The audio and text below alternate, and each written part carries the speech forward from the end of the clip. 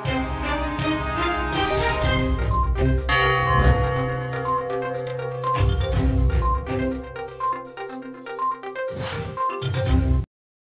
Friends, welcome to our channel आइज दरबार। Discussion में बहुत बहुत स्वागत है। 30 अक्टूबर है आज। तो डेली बेसिस पर हम लोग एडिटोरियल को डिस्कस करते हैं द इंडियन एक्सप्रेस के। और जो लोग नए हैं वो प्लीज़ सब्सक्राइब कर दीजिए चैनल को, बेल आइकन भी प्रेस कीजिए ताकि आपको नोटिफिकेशन मिल जाए समय पर। और हम लोग डेली बेसिस पर यहाँ पे आज आपको क्वेश्चन भी दिया गया है आंसर राइटिंग के लिए। तो उन क्वेश्चन का आंसर लिखना आप शुरू कर सकते हैं और उसके बाद उसको आंसर रिव्यू ग्रुप है टेलीग्राम पर, वहाँ पर अपलोड कर सकते हैं। तो आइए देखते हैं आज का कोटेशन क्या है। डेमोक्रेसी पर आप इस कोटेशन को यूज़ कर सकते हैं।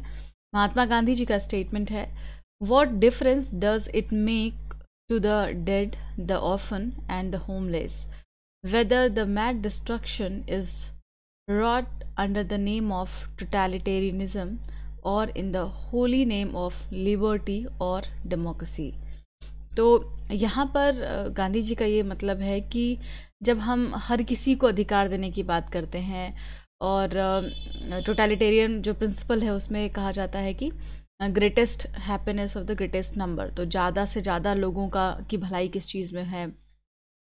लेकिन उसमें भी कुछ ऐसे सेक्शन हैं जो कि वल्नरेबल होते हैं, ऑर्फन हैं, होमलेस हैं। तो उनको लेकर के ऑब्वियसली उनके साथ जो रूल रेगुलेशंस होना चाहिए वो डिफरेंट होना चाहिए सोसाइटी में। यहाँ पे डेमोक्रेसी का मतलब ये बिल्कुल भी नहीं होगा, लिबर्टी का मतलब बिल्कुल भी नहीं होगा कि वो जो लोग हैं जो कि वल्नरेबल हैं, they are not equals treated as an equal. तो इस बात का ध्यान रखना चाहिए। आइए देखते हैं आज कौन कौन सा आर्टिकल है जो हम डिस्कस करेंगे। Last child matter, the wrong link, lost in Paris.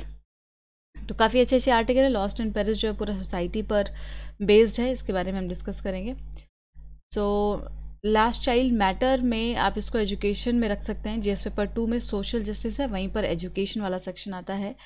Annual status of education report, Acer आपने नाम सुना होगा, ASER इसका शॉर्ट फॉर्म है। हर साल एनुअल बेसिस पर इसको निकाला जाता है।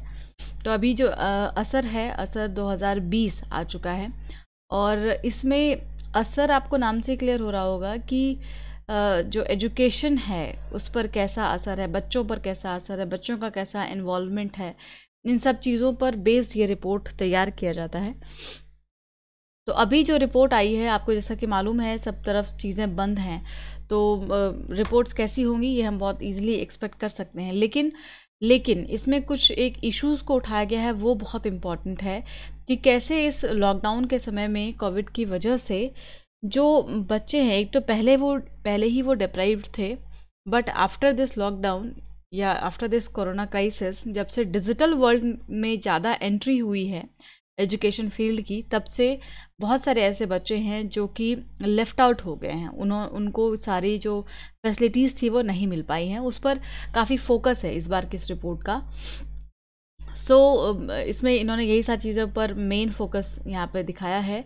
एक फ़ोन सर्वे से पता लगाया गया कि 60,000 ऑड स्टूडेंट्स, जो 60,000 ऑड स्टूडेंट्स हैं अक्रॉस रूरल इंडिया, उनका पूरा ओवरऑल सर्वे किया गया। तो उसमें ये पाया गया कि 11% ऐसे बच्चे हैं जो कि ऑनलाइन लाइव क्लास ले पा रहे हैं। ध्यान दीजिएगा, यानी कि सिर्फ और सिर्फ 1/3 स्टूडेंट्स के पास ही एक्सेस है ऑनलाइन लर्निंग का, बाकी के पास एक्सेस नहीं है। ध्यान दीजिएगा, एंड सिर्फ 11% है जो कि लाइव क्लास को अटेंड कर पा रहे हैं। तो ये डाटा है, इसको आप यूज़ कर सकते हैं आंसर लिखने के समय में कि किस तरीके से बच्चे डिप्राइव रह गए। And burden of the digital in equality has fall on the children shows up in the data.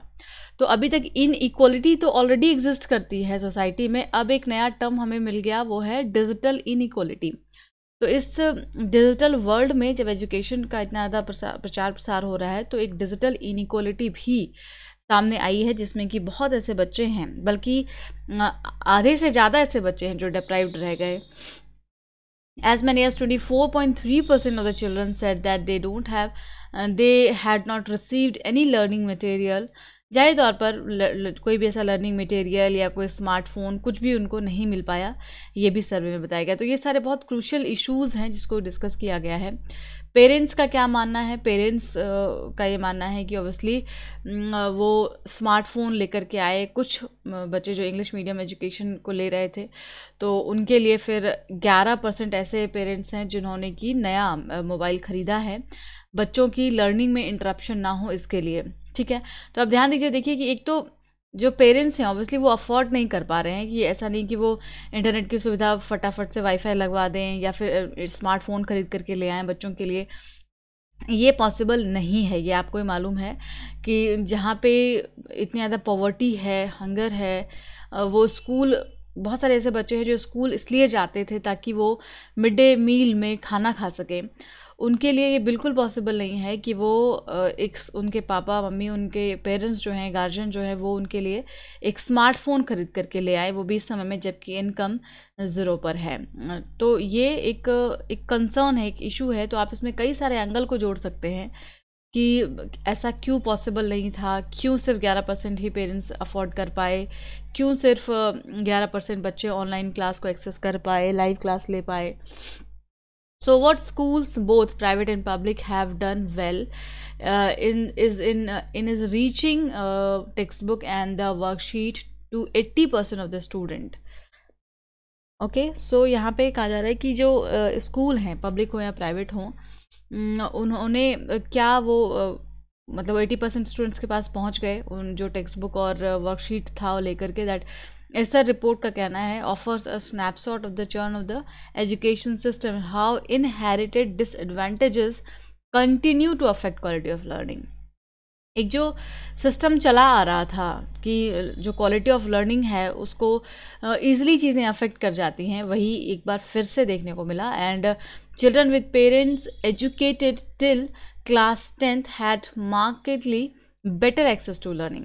ये तो होता ही है, जो ऐसे बच्चे हैं जिनके पेरेंट्स 10वीं कक्षा तक पढ़े हैं, यानी कि पढ़े लिखे पेरेंट्स जिनके हैं, उनके पास ज़्यादा अच्छा एक्सेस है पढ़ाई का in these months than the children parent with the fewer years spent in school।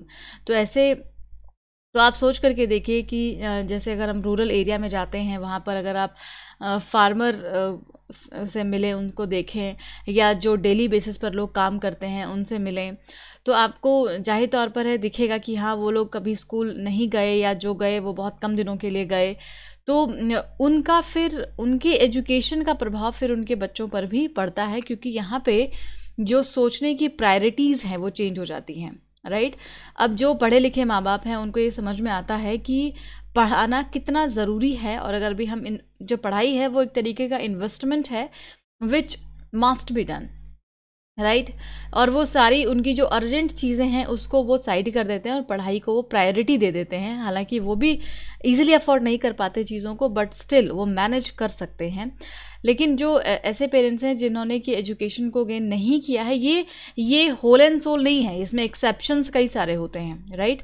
तो इसको होल एंड सोल नहीं लिखना, ज़्यादातर केस में आप ऐसा देख सकते हैं जहाँ पे प्रायोरिटीज़ को कई बार बदल दिया जाता है। इसकी वजह से भी बच्चों में जो एजुकेशन है उसकी कमी रह जाती है।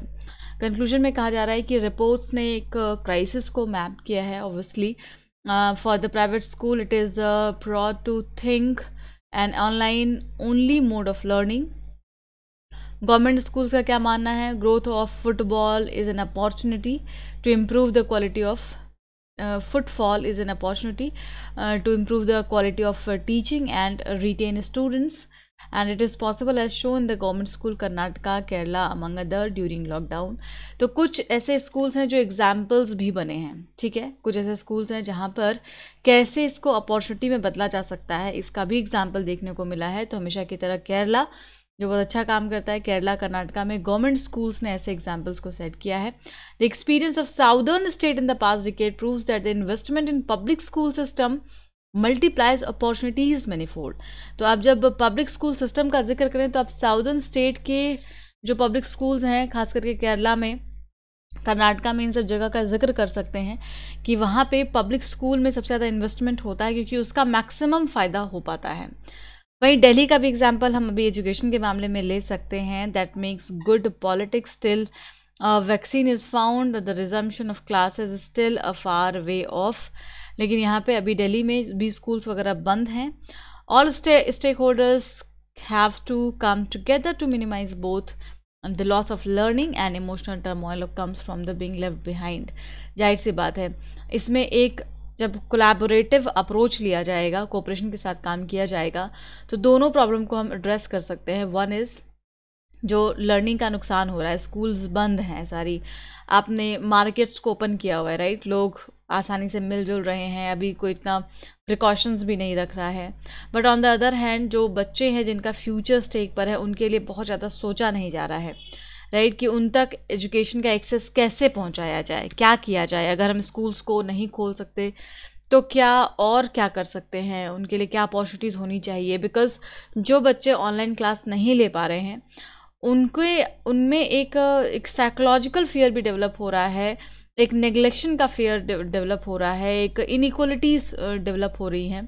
तो सोसाइटी से इन चीज़ों को एड्रेस करना बहुत ज़रूरी है। अगर एक बच्चे को भी एजुकेशन मिल रहा है तो मतलब सबको मिलना चाहिए, और अगर 80% को नहीं मिल रहा है, 20% को 80% को एजुकेशन मिल रहा है और 20 को नहीं मिल रहा है, तो इस चीज़ को भी हमें ख़त्म करना होगा। बिकॉज जो 20% स्टूडेंट्स है, they are as equal as 80%, right. तो यहाँ पे इस कॉन्सेप्ट पर भी ध्यान देने की ज़रूरत है। आपको आंसर राइटिंग करना है इस क्वेश्चन पर। Do you think as a report flags burden of digital inequality on children? The wrong link, agriculture से एसोसिएट करेंगे, जीएस पेपर 3। तो ये जो आर्टिकल है, जैसे आपको मालूम है, एग्रीकल्चर में अशोक गुलाटी जी का आर्टिकल काफ़ी आता है। उसी आर्टिकल को, यानी कि अशोक गुलाटी जी के ही एक आर्टिकल को यहाँ पर टारगेट करते हुए जो राइटर हैं वो उन आर्टिकल्स को काउंटर कर रहे हैं, बेसिकली उनके फेवर में नहीं है, उनके अगेंस्ट में यहाँ पर बता रहे हैं कि जो एमएसपी है, इसमें एक चुनाव नहीं होना चाहिए। आप एमएसपी और मार्केट में किसी एक चीज़ को चुनने के लिए किसान से नहीं कह सकते कि ईदर एमएसपी और मार्केट। ऐसा अपॉर्चुनिटी, अब ऐसा ऑप्शन अभी किसानों को देना गलत हो सकता है। और एमएसपी आज भी क्यों रेलेवेंट है, वो ये यहाँ पर बता रहे हैं आर्टिकल में कि why MSP is very important, how MSP helps farmers a lot, और क्यों अभी भी इसको बाकी क्रॉप्स पर दिया जाना चाहिए। All it does is allow free entry to agent who wish to set up market, and whether they be private individuals, producer, collectives or the cooperatives. तो फूड कॉर्पोरेशन ऑफ इंडिया जो है and other associated agency can procure in traditional mandis or in the new market established under this law और in their own backyard. तो अभी कई सारे एक तो लॉज में भी चेंजेस आए हैं, जैसे आपको मालूम है कि अब एपीएमसी अमेंडमेंट किया गया और कहा गया कि अब मंडी के बाहर भी किसान अपना सामान बेच सकते हैं। So the argument that if the mandi cease to exist the procurement will also cease is in fact flawed, but staunch defenders of the bill instead of making this point, stopping at that, questioning the MSP regime. ठीक है, तो यहाँ पे कहते हैं कि कुछ जो ऐसे बिल्स के, एक तो इन्होंने सपोर्टर की भी बात की है, इसके अगेंस्ट में भी बात की है कि वो एमएसपी रजीम को ही क्वेश्चन कर रहे हैं, और सीधे तौर पर ये अशोक गुलाटी जी के आर्टिकल को यहाँ पर टारगेट कर रहे हैं।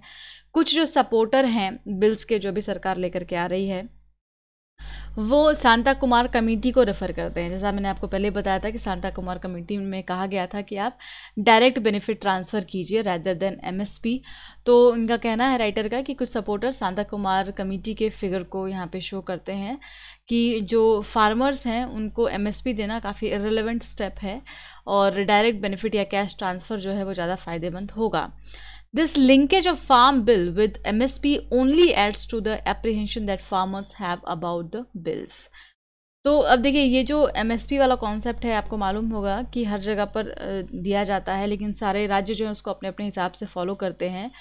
एंड पंजाब में इसका सबसे ज़्यादा फ़ायदा होता है, वहाँ के किसानों को पैडी और वीट पर एमएसपी दिया जाता है, राइट, और उस पर एमएसपी पर जो पैडी और वीट है उसको ज़्यादा से ज़्यादा मात्रा में ख़रीदा जाता है। तो इसका मतलब है कि वहाँ के किसानों को ज़्यादा फ़ायदा होता है, लेकिन बाकी जो किसान हैं बाकी देश में, उनका भी फ़ायदा होता है according to this article. And it is true that only a fraction small fraction benefits directly from the procurement. जो प्रोक्योरमेंट है जिसमें कि एफसीआई जाकर के फूड ग्रेन्स को खरीदती है एमएसपी पर, उससे एक स्मॉल फ्रैक्शन को बेनिफिट होता है। But one can not ignore the indirect benefit. Directly देखा जाए तो एक स्मॉल फ्रैक्शन को फ़ायदा होता है, लेकिन इनडायरेक्ट बेनिफिट्स के कई सारे हैं। इससे जितने ऑल फूड ग्रेन्स प्रोड्यूसर्स हैं उनका भी फ़ायदा होता है। And procurement of wheat and rice is a form of fraction of grain producers, but it is around 35% of the total grain production in the country. तो इनका कहना है कि पैडी और वीट पर जब एमएसपी मिल रहा है तो यही पूरे एग्रीकल्चर प्रोड्यूस में, पूरे ग्रेन प्रोड्यूस में 35% को अकाउंट करती है। इसका मतलब है कि ज़्यादा से ज़्यादा जो प्रोडक्शन है वो वीट और राइस का है इंडिया में, और उसमें भी 30% को एमएसपी पर खरीद लिया जाता है। And as the procurement significantly exceed the PDS requirement creates additional demand of food grain market and pushing up the prices, and this has been a great help for all the grain producer in the country. तो एक जो दाम का ऊपर नीचे जाना है, price को बैलेंस करना है, डिमांड में फूड ग्रेन्स को के डिमांड को बैलेंस करना है, तो इन सभी चीज़ों पर इस एमएसपी का बेनिफिट मिलता है इनडायरेक्ट तरीके से। इसको इग्नोर नहीं किया जाना चाहिए। वहीं आरबीआई के एनुअल रिपोर्ट में 2017-18 में क्या एनालाइज किया गया था कि एमएसपी बेस्ड जो प्रोक्योरमेंट होता है फूड प्राइस पर, उसके बारे में उसका क्या इम्पैक्ट है, ये डाला था आरबीआई ने। और उसमें भी आरबीआई के रिपोर्ट का यही कहना था कि एमएसपी से ज़्यादा फ़ायदा किसानों को नहीं होता। आपको याद है, हमने आर्टिकल में डिस्कस किया था। It conclusively shows that the MSP is a leading factor influential the output prices of the farm produce in the entire country. तो इनका ओवरऑल ये कहना है कि गुलाटी साहब, जो कि ऑलरेडी रह चुके हैं सीएससीपी में, 3 साल तक के पीरियड में इन्होंने उसको हेड किया था सीएससीपी को, और उस समय में एमएसपी को भी इंक्रीज़ कर दिया गया था। तो आज फिर ये प्रॉब्लमेटिक कैसे लग रहा है उनको? आज फिर ये एमएसपी सिस्टम और ओपन मार्केट में एक को चुनने के लिए क्यों कह रहे हैं? यहाँ पे किसानों को सारे ऑप्शंस दिए जाने चाहिए। And why should the farmer believe that the enactment of the farm bill will offer them remunerative price and making MSP redundant, right? तो आखिर किसान इस चीज़ को कैसे समझेंगे? उनके पास क्या तथ्य है कि जो बदलाव है उनसे उनका फ़ायदा होगा? एंड 2004 से 12 तक के पीरियड का जिक्र करते हैं कि उस समय में high commodity price, high government procurement था and high reduction in rural poverty हुआ इसकी वजह से, राइट? तो जो 4 से 12 वाला पीरियड था उसमें क्या क्या बदलाव हुए, किस तरीके की पॉलिसीज़ रहीं, और उससे रूरल पॉवर्टी में रिडक्शन आया और रैपिड रिडक्शन आया, इस बात को हमें डिनाई नहीं करना चाहिए। और high price and decrease in poverty, इस बात को ध्यान में रखना चाहिए। इसका जो प्रॉपर लिंक है इसको डिनाई नहीं किया जाना चाहिए। The issue of MSP is all the more important for rainfed agriculturist. तो देखिए क्या होता है, जहाँ पे रेनफेड एरिया है या जो एरिया जहाँ पे डिप्राइव्ड है इरिगेशन से, they don't drive benefit from the subsidy on electricity और the fertilisers as their use is limited. अगर आप उनको सब्सिडी देते, मान लीजिए जहाँ पे एग्रीकल्चर सही से नहीं होता है, अगर वहाँ पे आप उनको इलेक्ट्रिसिटी और फर्टिलाइज़र पर दे रहे हैं सब्सिडी, तो उससे उनका क्या फ़ायदा है कि वो उतना तो बो ही नहीं सकते बिकॉज वहाँ पे इरिगेशन की दिक्कत है।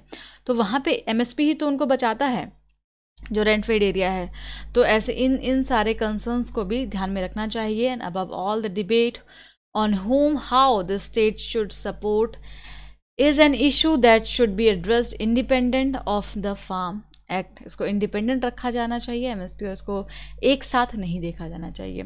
Lost in Paris, GS paper 1 society में इसको एसोसिएट करेंगे कि जो आइडियोलॉजी है, आइडियोलॉजी किस तरीके से सोसाइटी में जब होती है तो उसका नुकसान भी कर सकती है, उसको अपलिफ्ट भी कर सकती है, राइट? वहाँ के जो इंडिविजुअल्स हैं उनको सही डायरेक्शन में भी लेकर के जा सकती है, उसको नेगेटिव डायरेक्शन में भी लेकर के जा सकती है। तो आइडियोलॉजी का बहुत बड़ा रोल होता है उसकी सोसाइटी पर।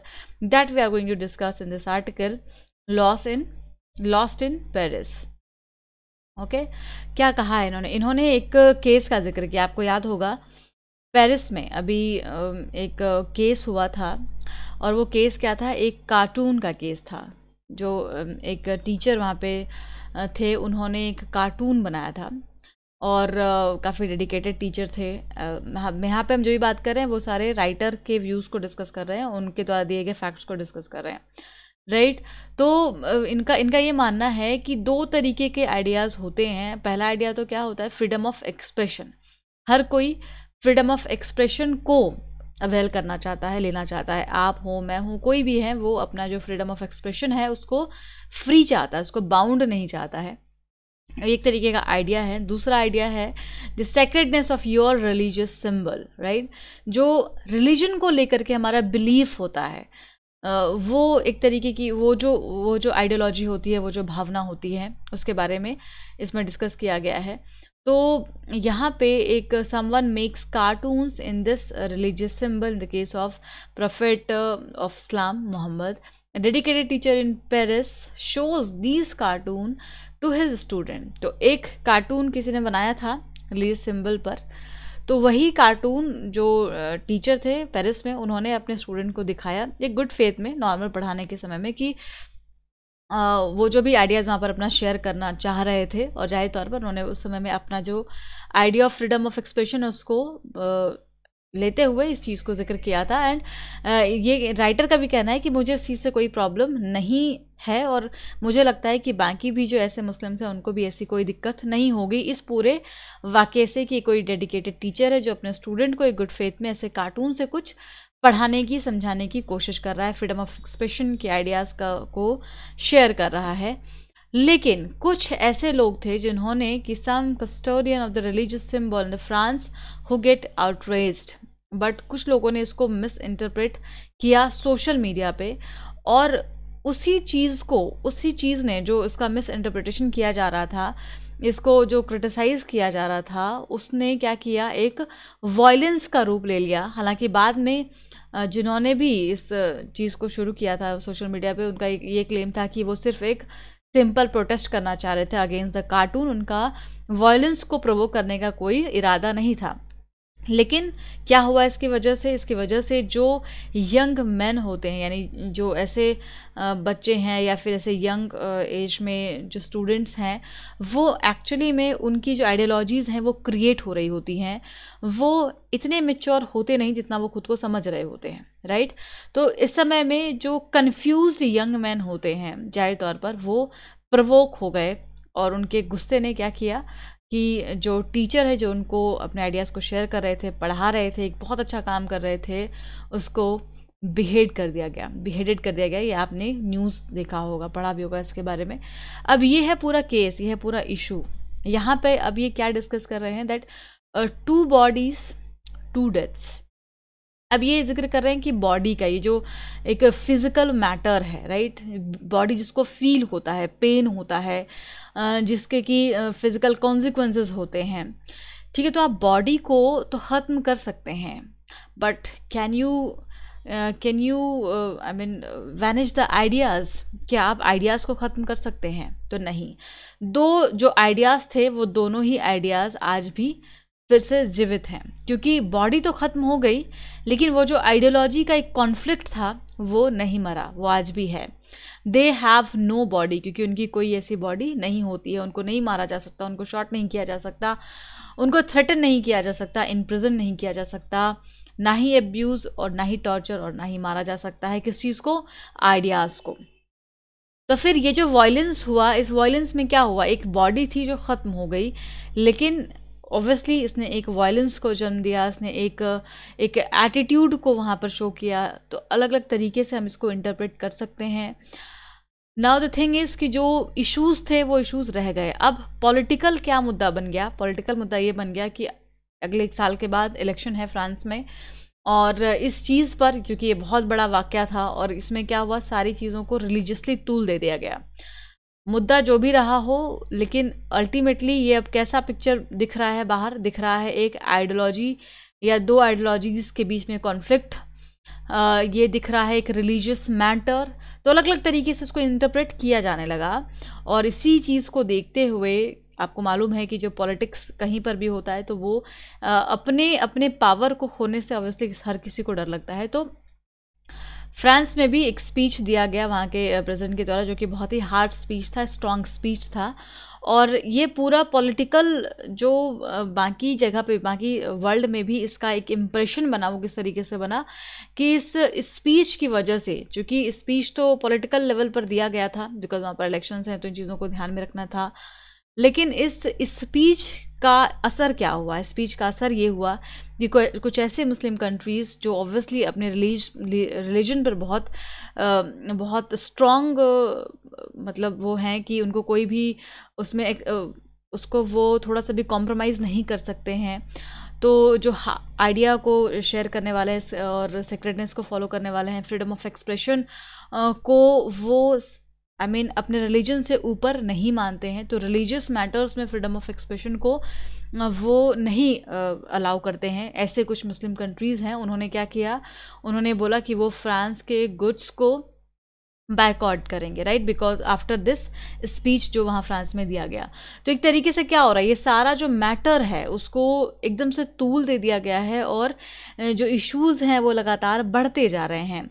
ये तो है पॉलिटिकल लेवल पर। अब अगर आप एकेडमिक लेवल पर, स्कूल लेवल पर बात करें, तो राइटर ने अपना कुछ एक्सपीरियंस यहाँ पर शेयर किया है, कुछ आइडियाज़ शेयर किए हैं कि उन्होंने अपने कुछ फ्रेंड्स को कॉल किया जो टीचर ही हैं फ्रेंच स्कूल में, एंड वो लोग इन्होंने कहा है कि वो फ्रेंच इसका मतलब है कि वो वाइट और कैथोलिक हैं, मतलब तो उनके सामने कुछ ऐसे डायलेमाज आगे आ सकते हैं, क्योंकि ऐसा क्या हो रहा है, वहाँ पे बिल्डिंग्स वगैरह में कार्टून को बना दिया जा रहा है और काफ़ी एक अग्रेसिव नेचर अभी आ चुका है लोगों के मन में।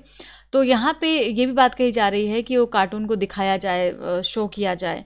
तो अगर स्कूल्स जब ओपन होगा, अभी तो बंद है, स्कूल जब ओपन होगा और उन टीचर्स को कहा जाएगा कि आप उन कार्टून को अपने स्टूडेंट्स को दिखाइए, बताइए कि ये क्या था, कैसा है, और तो क्या ये करना सही रहेगा। तो जब राइटर ने ये चीज़ अपने फ्रेंड से डिस्कस किया तो उन लोगों के क्या एक्सप्रेशन थे, जाहिर तौर पर उनका ये कहना था कि ये करना सही नहीं हो सकता है, बिकॉज़ उसमें ऐसे बच्चे भी होंगे जो उस रिलीजन से हैं, उनके मन में फिर क्या छवि बैठेगी, राइट। वो उनका कहना था कि I will fail as a teacher, मैं एज अ टीचर फेल हो जाऊंगा वहाँ पर अगर मुझे ऐसा करने को कहा गया। I can't do this again, क्योंकि मुझे पता है कि ये चीज़ किसी को बुरी लग सकती है, अच्छी नहीं लग सकती है। और ऐसे में मेरा जो काम है, वैसे टीचर का काम क्या होता है, उनका काम होता है आइडियाज़ को शेयर करना, बताना, सिखाना, समझाना, लर्निंग एबिलिटी को डेवलप कराना। तो इन सब चीज़ों में फिर वो कह रहे हैं कि I will fail as a teacher.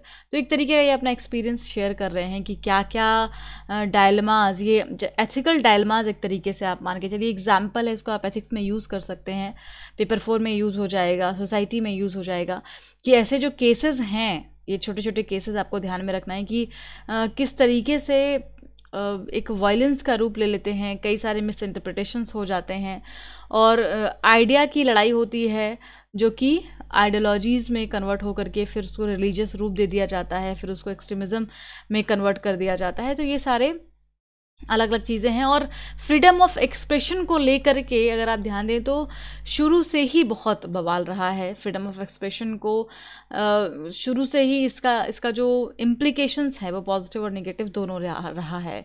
So conclusion में का मानना है, फाइनली दिस आइडिया और that can be use to threaten, imprison, abuse, torture, kill the body, right.